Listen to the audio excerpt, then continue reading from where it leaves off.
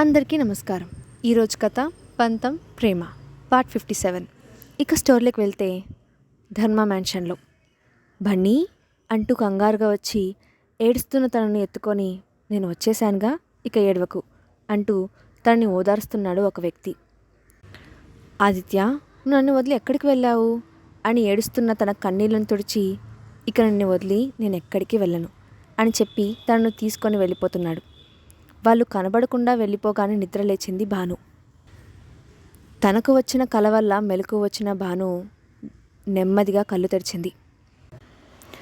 నిద్రలేచి చూసినప్పటికీ తలను తన గుండెలకు ఆనించి నిద్రపోతున్నాడు కైసర్. తను విక్రమ్ ఒడిలో పడుకొని ఉంది. విక్రమ్ హెడ్ బోర్డుకి జారబడి నిద్రపోతూ ఉన్నాడు. అది చూసి ఆశ్చర్యపోయింది భాను. వాళ్ళిద్దరూ తన మీద చూపిస్తున్న కేరింగ్ చూసిన భాను ముఖంలో అప్రయత్నంగా చిరునవ్వు విరిసింది. మళ్ళీ విక్రమ్ వైపు చూసిన భాను విక్రమ్ చాలా ముద్దుగా అనిపించాడు. విక్రమ్ ముఖాన్ని తాకపోయింది భాను. కానీ అప్పుడే భాను కదలికతో తల ఎత్తి చూశాడు కైసర్. దాని తన చేతిని వెనక్కి తీసేసుకున్న భాను ష్ అని నోటి మీద వేలు పెట్టుకొని కదలకు అన్నట్టుగా విక్రమ్ వైపు చూపించింది భాను. భాను చేసిన సైగలో అర్థం చేసుకున్నట్టుగా సైలెంట్గా ఉండిపోయాడు కైసర్. తిరిగి విక్రమ్ వైపు చూసిన భాను విక్రమ్ వైపు అలానే చూస్తూ, నువ్వు నాకు అర్థం కావడం లేదు ఆదిత్య. నువ్వు నాపై చూపిస్తున్న నీ ప్రేమ నిజమా, లేదా నేను విన్నది చూసిందే నిజమా అనేది తేల్చుకోలేకపోతున్నా. నన్ను పూర్తిగా అయోమయంలో పడేస్తున్నావు అని తన మనసులో అనుకున్న భాను చూపు అప్రయత్నంగా విక్రమ్ పెదవులపై పడింది. అంతకుముందు విక్రమ్ తనను అందరి ముందు కిస్ చేయడం గుర్తురాగానే భాను హార్ట్ బీట్ పెరిగింది. అలా అని విక్రమ్ వైపు చూస్తూ ఉండిపోయింది భాను. అంతగా ముద్దొస్తుంటే ముద్దు పెట్టుకోవచ్చుగా, అలా చూస్తూనే ఉండకపోతే అని విక్రమ్ వాయిస్ వినిపించగానే స్టన్ అయింది భాను. విక్రమ్ నెమ్మదిగా కళ్ళు తెరిచి భాను వైపు కళ్ళు ఎగరేసి చూస్తూ నవ్వుతున్నాడు. అది చూసిన భాను తనకు ఏమీ తెలియనట్టుగా ఏమీ పట్టించుకోనట్టుగా చాలా నార్మల్గా బెడ్ దిగి కిందకు వెళ్ళబోయింది. కానీ విక్రమ్ భాను చేతిని పట్టుకొని వెనక్కి లాగి తన చేతుల మధ్య లాక్ చేశాడు. ఆదిత్య, ఏం చేస్తున్నావు నువ్వు? నన్ను వదిలిపెట్టు అని అంటున్న భాను మాటలకు సమాధానమిస్తూ, నేనేం చేశాను? నేనేం చేయలేదే అని అన్నాడు. అవునా, మరేంటిది అని తన చుట్టూ ఉన్న విక్రమ్ చేతులను చూపిస్తూ అడిగింది భాను. చేతులు? అది తెలుసు. ఎందుకిలా? ఎందుకు అంటే ఏముంది, పట్టుకున్నాను అంటూ భానుని మరింత దగ్గరగా హత్తుకున్నాడు విక్రమ్. ఆదిత్య, ఇప్పుడు నన్ను వదిలిపెడతావా లేదా అని చిరుకోపంగా విక్రమ్ వైపు చూస్తూ అంది భాను. ఏ, నేను నిద్రపోతూ ఉంటే నువ్వు నా దగ్గర అడ్వాంటేజ్ తీసుకోవచ్చు, కానీ నేను ఇప్పుడు నిన్ను ఇలా పట్టుకోకూడదా అని అన్నాడు విక్రమ్. విక్రమ్ మాటలకు బావురు కప్పలా నోరు ఇంతగా తెరిచిన భాను కోపంగా విక్రమ్ వైపు చూస్తూ, నేను నీపై అడ్వాంటేజ్ తీసుకున్నానా? ఆదిత్య, అసలు నువ్వేం మాట్లాడుతున్నావు నీకైనా తెలుస్తుందా అని అంది భాను. నువ్వే కదా నిద్రపోతున్న నన్ను కిస్ చేయాలని చూసావు అని ఒకలాంటి ఎక్స్ప్రెషన్ పెట్టి అన్నాడు విక్రమ్. లయర్, అదేం కాదు, నేనేం అలా అనుకోలేదు. అవునా, మరెందుకని నన్ను అలానే చూస్తూ ఉండిపోయావు? నన్ను టచ్ చేయాలని చేశావు, అది అడ్వాంటేజ్ తీసుకోవడం కాదా అని అన్నాడు విక్రమ్. ఏం కాదు, ఏదో జస్ట్ నువ్వు కొంచెం ముద్దుగా అనిపించేసరికి నిన్ను అలా చూస్తూ ఉండిపోయాను, అంతకుమించి మరేం లేదు అని బుంగమూతి పెట్టుకొని చెప్పింది భాను.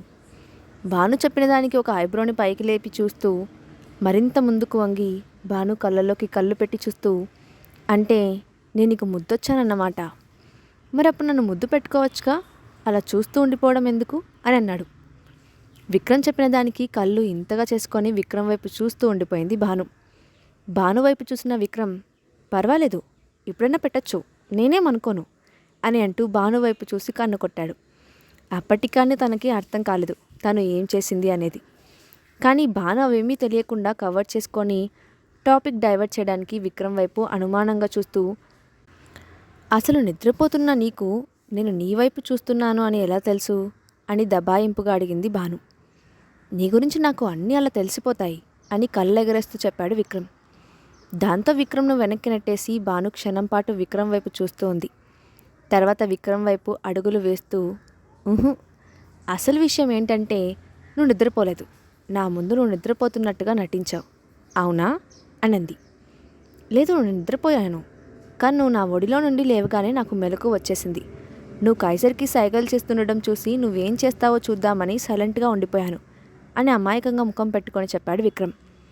విక్రమ్ చెప్పింది విన్న భాను విక్రమ్ ఎక్స్ప్రెషన్స్కి వస్తున్న నవ్వుని ఆపుకుంటూ కోపంగా వెనక్కి తిరిగింది. భానుకి కోపం వచ్చిందని అనుకున్నాడు విక్రమ్. కానీ అందుకు భిన్నంగా నవ్వుకుంటూ అక్కడి నుండి బయటకు వైపుకి నడిచింది భాను. భానుని కూల్ చేయాలనుకుంటూ భాను వెనక వెళ్ళాడు విక్రమ్. భాను విక్రమ్ బయటకు వచ్చేసరికి వాళ్ళకు ఎదురుగా వచ్చింది లీలావతి. మా, నువ్వు ఇక్కడేం చేస్తున్నావు అని అడిగింది భాను. అదే నేను అడుగుతున్నాను. ఇంత లేట్ అవుతున్నా భోజనానికి రాకుండా మీరిద్దరూ ఇక్కడేం చేస్తున్నారు? మా, అది కైసర్తో కొంచెం సేపు టైం స్పెండ్ చేద్దామని ఇక్కడే ఉండిపోయాం అనే అసలు విషయాన్ని దాచేసి అప్పటికప్పుడు తోచిన అబద్ధం చెప్పేసింది భాను. గుడి, అక్కడ మీ బాబా భోజనం చేయకుండా నీకోసం ఎదురు చూస్తున్నారు. మా, మీరు ఇంకా తినకుండా ఏం చేస్తున్నారు అని అన్న భాను లీలావతి చేపట్టుకొని విక్రమ్ వైపు కోపంగా చూసి మ్యాన్షన్లోకి వచ్చింది. భాను చాటలు చూసి నవ్వుకుంటూ విక్రమ్ కూడా వాళ్ళ వెనకే లోపలికి వెళ్ళాడు. అక్కడ లివింగ్ రూమ్లో కూర్చొని ఉన్నాడు ధర్మేంద్ర. బాబా, ఇంత లేట్ అవుతున్నా మీరు భోజనం చేయకుండా నా కోసం ఎదురు చూస్తూ కూర్చుంటే ఎలా అని అజమాయిషి చూపిస్తున్నట్టుగా అడిగింది భాను. భాను అంత చనువు తీసుకొని తనపై కోప్పడుతుంటే చాలా ముద్దుగా అనిపించింది ధర్మేంద్రకు. ఏమీ అనకుండా ముసిముసిగా నవ్వుకుంటున్నాడు ధర్మేంద్ర. అది చూసి అడుగుతుంటే సమాధానం చెప్పకుండా అలా నవ్వుతావేంటి బాబా అని అంది భాను. సోఫాలో నుండి పైకి లేచిన ధర్మేంద్ర భాను తల మీద చేవేసి నిమురుతూ, సరే ఇక నుండి లేట్ చేయను, పద భోజనం చేద్దాం అని చెప్పి భానుని తీసుకొని డైనింగ్ టేబుల్ దగ్గరకు నడిచాడు. కానీ అక్కడ ఉన్న మాహిర్ మాత్రం ప్లెజెంట్గా లేడు. అందరూ ఏదో ఒకటి మాట్లాడుతున్నా మాహిర్ మాత్రం సైలెంట్గా తింటున్నాడు. ఆ విషయాన్ని గమనించింది అనుపమ. అందరూ కలిసి భోజనం చేయడం పూర్తయిన తర్వాత భానుతో కలిసి రూమ్లోకి వెళ్తున్న విక్రమ్ను పిలిచాడు మాహిర్. దాంతో నేను వస్తాను, నువ్వు వెళ్ళి ఫ్రెష్ అవ్వు అని చెప్పి భానుని పంపించి మాహిర్తో పాటు వెళ్ళాడు విక్రమ్. రూమ్లోకి వెళ్ళిన భానుకి మాహిర్ విక్రమ్ని ఎందుకు పిలిచాడు అనే విషయం అర్థం కాలేదు. దానికి తోడు మాహిర్ కొంచెం సీరియస్గా ఉండడంతో భానులో టెన్షన్ మొదలైంది. అన్నయ్యకు సిద్ధాంత్ ఫోన్ చేసిన విషయం తెలిసిపోయిందా? అందుకే అంత కోపంగా ఉన్నాడా? ఒకవేళ సిద్ధాంత్ కోసం అయితే అన్నయ్య నన్ను కదా అడుగుతాడు. కానీ అన్నయ్య ఆదిత్యని ఎందుకు పిలిచాడు? నాకు తెలియని సీక్రెట్స్ వీళ్ళిద్దరి మధ్య ఏమున్నాయి అని ఆలోచించుకుంటూ కారిడార్లో కంగారుగా అటు ఇటు తిరిగేస్తుంది భాను. రూమ్ బయట అటు ఇటు తిరుగుతున్న భాను దగ్గరకు వచ్చాడు యుగ్. ఏంటి మేడం అలా తిరిగేస్తున్నారు? చూసేవాళ్ళు కళ్ళు తిరిగి పడేలా ఉన్నారు అని అన్నాడు యుగ్. యుగ్, మాహిర్ భాయ్ అంత కోపంగా ఎందుకున్నాడు? ఏం జరిగింది అని అడిగింది భాను. తెలియదు, అంతకుముందు వరకు బాగానే ఉన్నాడు, కానీ సడన్గా ఏమైందో అలా సీరియస్గా మారిపోయాడు అని చెప్పాడు యుగ్. ఒక్క నిమిషం ఆలోచించిన తర్వాత, యుగ్, నాకు ఒక అసిస్టెంట్ కావాలి అని అంది భాను. అసిస్టెంటా? అయితే నేను వచ్చేనా అని అన్నాడు యుగ్. జోక్ కాదు యుగ్, నేను సీరియస్గా చెప్తున్నాను అని అంది Bhanu. Okay, no more jokes. అయినా నీకు అసిస్టెంట్తో పనేముంది? నీకు ఏం కావాలో చెప్పు, విక్రమ్ మాహిర్ క్షణాల్లో నువ్వు కోరుకుది తెచ్చి నీ ముందు పెడతారు అని అన్నాడు యుగ్. లేదు, ఇది వాళ్ళ వరకు వెళ్ళేంత పెద్ద విషయం ఏమీ కాదు. అయినా ఇప్పుడే ఇదంతా ఎవరికి తెలియాల్సిన పని లేదు. జస్ట్ చిన్న చిన్న విషయాలు అంతే. వాటికి సంబంధించిన విషయాలు నాకు ఎప్పటికప్పుడు తెలియజేస్తూ ఉంటే చాలు అని అంది భాను. అయితే నేనే వెళ్తాను, ఆ పనేంటో చెప్పు అని అన్నాడు యుగ్. లేదు యుగ్, నువ్వు ఇక్కడే ఉండాలి. అన్నయ్యకు నీ అవసరం ఉంటుంది. అయినా చెప్పాగా చిన్న విషయం అని. ఇంత చిన్న విషయానికి నువ్వు రావాల్సిన అవసరం ఏముంది? వేరే ఎవరైనా లాయల్ పర్సన్ను చూడు అని అంది భాను. గుడి, నువ్వు చిన్న విషయం అని అంటున్నావు అంటే ఖచ్చితంగా అది ఆలోచించాల్సిన విషయమే. మాహిర్కు చెప్పడం బెటర్ అని మనసులో అనుకున్నాడు యుగ్. ఇది బాయ్కి చెప్పేంత పెద్ద విషయం ఏమీ కాదు, నువ్వు తెగచించకు అని అంది భాను. తన మనసులో అనుకున్న విషయాన్ని భాను అలా పైకి చెప్పేయడంతో కళ్ళను బాతుగుడ్లంత చేసి భాను వైపు చూస్తూ ఉండిపోయాడు యుగ్. చూసింది చాలు, నీ వల్ల అవుతుందా లేదా నేనే? నో, అంత పని చేయకు తల్లి, రేపు మార్నింగ్ ఆ పర్సన్ వచ్చి నిన్ను కలుస్తాడు అని అన్నాడు యుగ్. అని మళ్ళీ విక్రమ్ కోసం కారిడార్ వైపు చూస్తూ ఉంది భాను.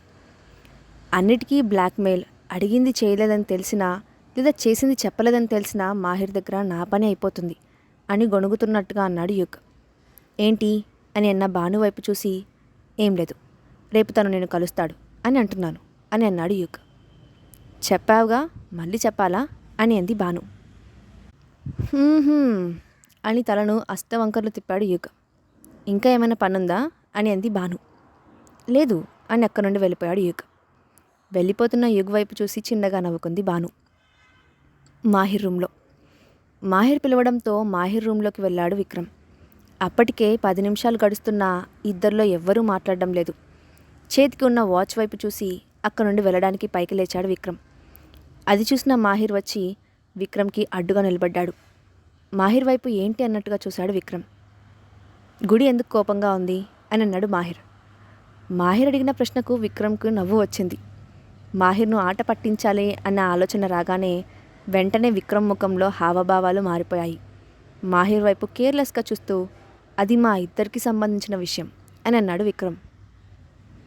విక్రమ్ నీ వల్ల గుడి బాధపడుతుంటే నేను చూస్తూ ఊరుకోను అని అన్నాడు మాహిర్. బన్నీ నా వల్ల బాధపడుతుందని ఎవరు చెప్పారు అని అన్నాడు విక్రమ్.